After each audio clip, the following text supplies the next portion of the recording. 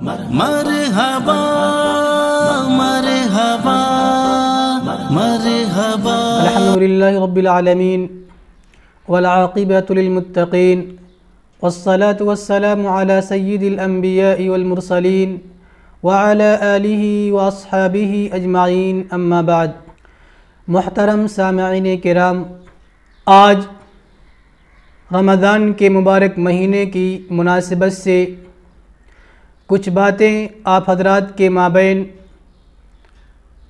عرض کرنے کی جسارت کر رہا ہوں، اس امید کے ساتھ کہ اللہ تعالی ہماری اس بات کو امت کے لیے نافع بنا کر ہمارے لیے صدقہ جاریہ بنائے، اور اللہ تعالی کا ہم شکریہ ادا کرتے ہیں، بے انتہا شکریہ ادا کرتے ہیں کہ اللہ تعالی نے ہمیں یہ موقع فراہم کیا کہ ہم دین کی کچھ باتیں امت کے سامنے سوشل میڈیا کے ذریعے پہنچا پا رہے ہیں۔ اسی طریقے سے اللہ تعالیٰ کا شکریہ ادا کرتے ہیں کہ اللہ تبارک و تعالی نے ہمیں ہماری تقدیر میں، ہماری قسمت میں رمضان جیسا مقدس مہینہ مقدر فرمایا، ورنہ کتنے ایسے لوگ جو رمضان کی تمنا لیے ہوئے یہاں سے چل بسے۔ اس پر بھی ہم اللہ تعالیٰ کا بے انتہا شکریہ ادا کرتے ہیں۔ آج جس موضوع کو میں نے اختیار کیا ہے، رمضان غمخواری کا مہینہ کیوں،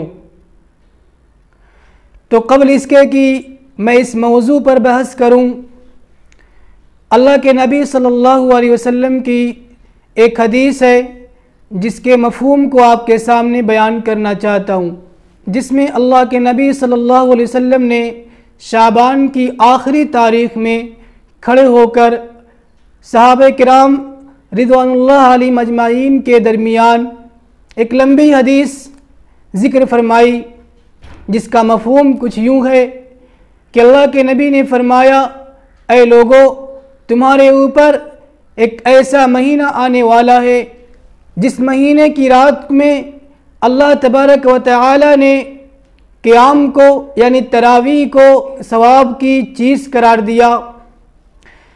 اس مہینے کے اندر نفل کام کرنا غیر رمضان میں فرض کے برابر ہے، اور اس مہینے کے اندر فرض ادا کرنے والا غیر رمضان میں 70 فرض ادا کرنے والے کی طرح ہے۔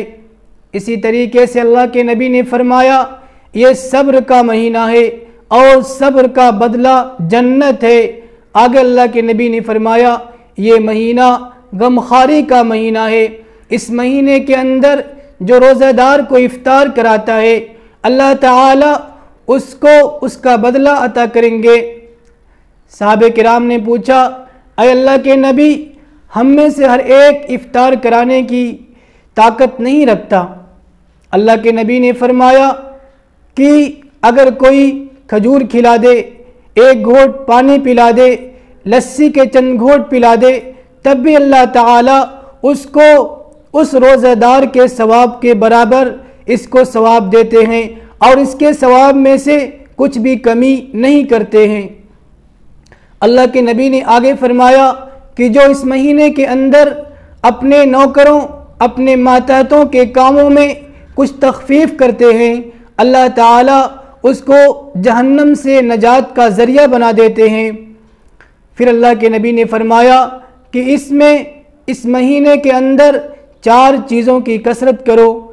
نمبر 1 لا الہ الا اللہ کا ورد، نمبر 2 استغفار، اور نمبر 3 جہنم سے خلاصی، نمبر 4 جنت کا سوال۔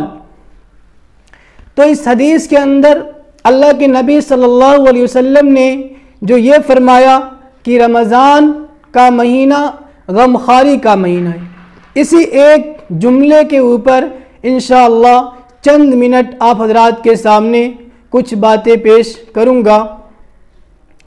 غمخواری کیا چیز ہے؟ غمخواری کہتے ہیں کسی کی مدد کرنا، مال کے ذریعے، جان کے ذریعے یا اپنی اقوال اور کلام کے ذریعے۔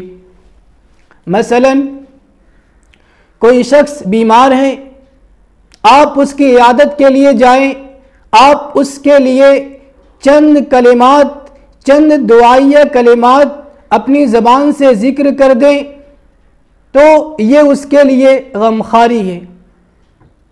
کوئی شخص بیمار ہو، ہاسپٹل میں ایڈمٹ ہو، آپ اس کے پاس جا کر کے اس کے لیے کھانے کا انتظام کر دیں، یہ اس کے لیے غمخواری ہے۔ کوئی بیمار ہو، اس کے پاس علاج کے لیے پیسے نہیں ہیں، آپ نے علاج کے لیے پیسے اس کو دے دیا، یہ بھی غمخواری ہے۔ کوئی بیمار ہے، ڈاکٹروں نے کہا کہ اسے مقوی غذا کی ضرورت ہے، لیکن اس کے پاس مقوی غذا کے لیے پیسے نہیں ہیں، آپ نے پیسے اس کو دے دیے، یہ بھی غمخواری ہے۔ اسی طریقے سے کوئی یتیم ہے جس کا کوئی پوچھنے والا نہیں، جس کا خرچ برداشت کرنے والا کوئی نہیں، آپ نے اس کا خرچ برداشت کیا، یہ بھی آپ کی طرف سے غمخواری ہے۔ اسی طریقے سے وہ بیوائیں جن کا خرچ اٹھانے والا کوئی نہیں، جن کے گھروں میں بڑی مشکل سے چولہا جلتا ہے، آپ نے ان کے گھروں میں چولہا جلانے کا، کھانا بنانے کا انتظام کر دیا کچھ پیسے دے کر کے، یہ بھی آپ کی طرف سے غمخواری ہے۔ معلوم کیا ہوا؟ غمخواری مال کے ذریعے یا اقوال اور کلام کے ذریعے کسی کی مدد کرنا، یہ غمخواری ہے۔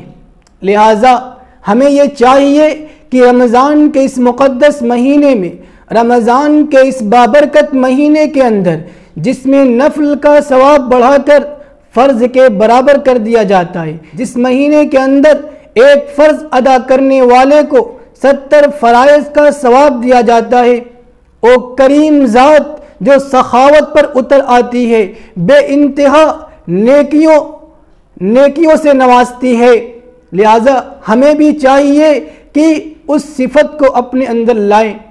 صرف روزہ رکھ لینا، نماز پڑھ لینا، زکوٰۃ ادا کر دینا، واجبی زکوٰۃ کو ادا کر دینا ہمارے لیے کافی نہیں ہے، بلکہ ہمیں چاہیے کہ غمخواری کا کوئی موقع اپنے ہاتھ سے جانے نہ دیں۔ ہم تلاش کرتے رہیں، ہم تحقیق کرتے رہیں کہ ہمارے پڑوس میں رہنے والا یہ مسکین آدمی کہیں ایسا تو نہیں کہ اس کا دسترخوان افطاری کے وقت خالی رہتا ہو۔ ہمارے دسترخوان پر تو انواع و اقسام کی چیزیں پائی جا رہی ہیں، لیکن پڑوسی کے دسترخوان خالی ہوں۔ اسی طریقے سے بیواؤں کو تلاشیں، یتیموں کو تلاشیں کہ ہمارے محلے کے اندر، ہمارے گاؤں کے اندر جو یتیم ہیں ان کا خرچ کیسے چلتا ہے، ان کے گھر چولہا کیسے جلتا ہے، اس کی تحقیق کریں، معلوم کریں۔ ہو سکتا ہے کہ ان کے پاس کھانے کے لیے پیسے نہ ہوں، لیکن دستے سوال دراز کرنے میں انہیں شرم آتی ہو، لہٰذا ہمارے لیے ضروری ہے، لازم ہے ہمارے اوپر کہ ہم ایسے لوگوں کی تلاش کریں، ان کی دلجوئی کریں، ان کی مدد کریں۔ اسی طریقے سے اپنے محلے کے اندر جو کمزور لوگ ہیں، مقروض لوگ ہیں، ان کی مدد کریں، کبھی پیسہ دے کر ان کی مدد کریں۔ اگر آپ کے کلام سے، آپ کی بات سے، یعنی سفارش کے ذریعے سے مدد ہو جائے، ان کا قرضہ معاف ہو جائے، تو آپ اس طریقے سے ان کی مدد کریں۔ ہر طریقے سے آپ یعنی غمخواری کریں، مواسات کریں۔